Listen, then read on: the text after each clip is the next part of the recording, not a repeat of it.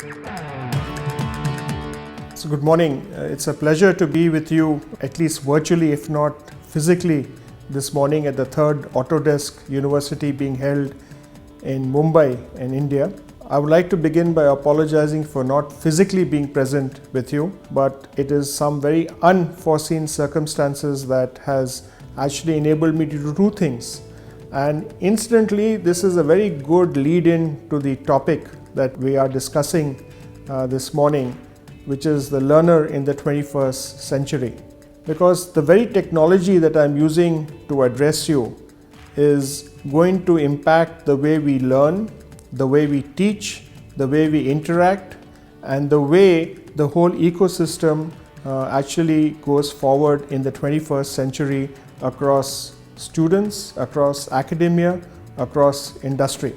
So let me share with you a perspective that I believe is going to impact the whole space of education, work, and life in the 21st century. The first thing which is actually going to impact us in a very interesting manner is the spread of internet and the Internet of Things. That means a lot of the activity that we took for granted that will happen physically or will actually enable a peer-to-peer interaction in a confined classroom would dramatically change as we go forward. And how this impacts teaching, learning, work, leisure, education, and entertainment will dramatically change as we go forward, and the lines between the various aspects that I've talked about will totally blur. The second, along with the internet, is the digital environment. Digitization will happen across different areas. The three areas that are of key to us, if you take manufacturing, new technologies of manufacturing, new introduction of digital controls that you've seen over the last few years will exponentially grow. You will have new manufacturing processes, some of which are talked about now. For example, 3D printing. You might see a total different future for the 3D printing. And in India, it may impact many industries such as textiles, leather, gems and jewelry, and even manufacturing of mundane products. And therefore, it would also impact what we need to teach, how the engineering students need to learn, and what skill sets they need to come out of. The next aspect is visualization. The whole system of the thought, design, prototype developing, design to manufacture, the whole process will be dramatically altered as it is being done now.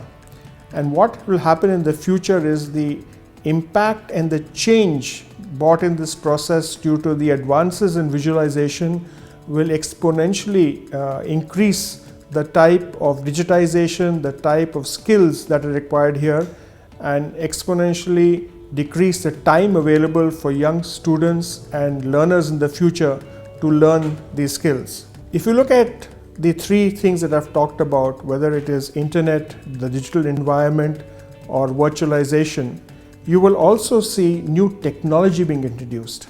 Very interesting that if you step back a few years ago and you looked at what a doctor, if he went into medical school and passed out, let's say 10 years ago as a surgeon, and for some reason did not practice, and he now goes into the new operation theater, the introduction of the digital technology, the virtualization, and the new processes, he would believe that he's actually walking into a science fiction kind of a set, because the hospital that he saw 5 years ago would have been dramatically different from the hospital that he saw today. But on the other hand, if you took him into the classroom, which existed 7 to 5 years ago, and took him into the modern classroom, he would actually find no difference, because the way things are taught in many of our specializations has not changed and kept pace with the way the industry and the needs of the industry have changed. So you're going to see technology being introduced, new set of gamification or games being introduced in the classroom, in the laboratory, and in the workspace. The way a person learns would be significantly different from what he learns today. Typically, we have, let's say, primary school, middle school, high school, college, postgraduate, and then work. And we send people out for on-the-job training. In the future, in the 21st century, this won't be separate bars, but it'll actually be a whole continuum of learning and lifelong learning. It'll move from the classroom, which is in a fixed place, fixed time, with fixed examination schedules, to any place, anywhere, flexible examination schedules, and lifelong learning. And the whole process would end up being digitized from end to end, and then the tools that would be required for assessment going forward will also significantly differ, because you would have these integrated into the learning system, and as you learn and as you perform, you would be getting constant feedback to see how you are doing and then how you could improve going forward. So what does it mean for the academia and the curriculum? The first is that the traditional bodies that we have in the institutions, such as your board of studies, your academic councils, your executive councils, and the courts, etc., have to be far more responsive in changing curriculum, changing the methodology and pedagogy of teaching as we go forward. Industries and employers have to take a greater role. Now, in the context of India and the way the National Skill Development Corporation is looking at addressing the skill space, let's say in the architecture, engineering, the design, and the manufacturing and the media space, is very simple. What we have done is we've got employer groups to come together and form sector skill councils. The Manufacturing Sector Skill Council is looking at areas of strategic manufacturing. We also have a Capital Goods Sector Skill Council, which is chaired by Mr. K. Venkatramanan of L&T. We have a Construction Sector Skill Council chaired by, let's say, Ajit Gulabchand of Hindustan Construction. And we have a Media and Entertainment Sector Council chaired by Kamal Hassan. So these sector councils are mapping the current and future job roles in the industry and creating a set of qualification packs that define the competencies that are required by people who are going to work in the jobs going forward. And the competencies have different attributes. What is the knowledge required in that area? What is the attitude required in that area? And what are the skills required to succeed at the different job roles in that industry? And what are the pathways you can go from one level to another level, from a helper, let's say, or a supervisor to a general manager and the CEO of a company. Now, industry needs to keep abreast with the change and the rapid change of technology going forward to be able to create and redefine these competency standards. And it is actually happening at a rapid pace as we speak. If you look at the competency for a welder is changing, and is changing as we talk, and has gone from version 1 to version 2. We have the IT and ITES Sector Skill Council, which is working in partnership with Autodesk, and you're going to hear Dr. Sandhya Chintala speak later in the program of how they're introducing different skills into the curriculum that could be available to the universities to base their teaching methods and their curriculum going forward. So the second change that is happening when we look at this is the National Skills Qualification Framework that has been set up, and all academic institutions need to align their training and teaching and skill development programs to the National Skills Qualification Framework. So the National Occupation Standards and the qualification packs prepared by the sector skill councils, which are described, will be translated into curriculum and into teaching methodologies for the students who are in the institutions learning to be better engineers or better designers, or better planners or media specialists as we go forward. And then industry would also need to partner with technology providers such as say Autodesk and the others to see what are the new forms of technology, what are the new forms of integrating the whole digital and the virtual and the game workspace, as I described at the beginning when I was talking to you, into the curriculum and into on-the-job training for students going forward. And what will happen is that this whole integration will not only start earlier.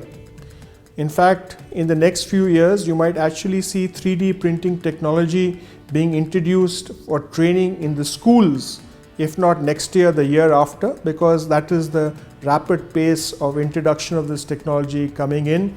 You would also see some of the softwares and other softwares and technologies that we are talking about today being introduced earlier, and different versions of it coming in different aspects of the learning life cycle and employment life cycle of an individual, or as we talk of the learner in the 21st century.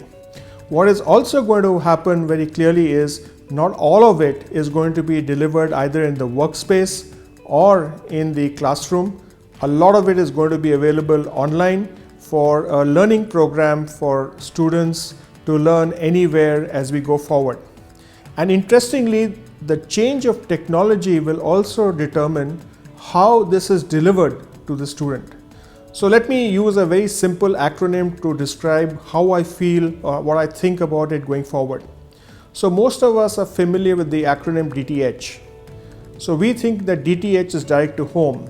So some of the earlier programs which were online were transferred to through the television direct to home. But now with the advent of smartphones and the introduction of 3G and faster technologies and broadband, DTH will become direct to hand. So you would have the ability to take and operate these same very systems on your phone. And that means the technology providers, the educators have to be able to address the direct to hand, whether it's a phone or a tablet, as we go forward.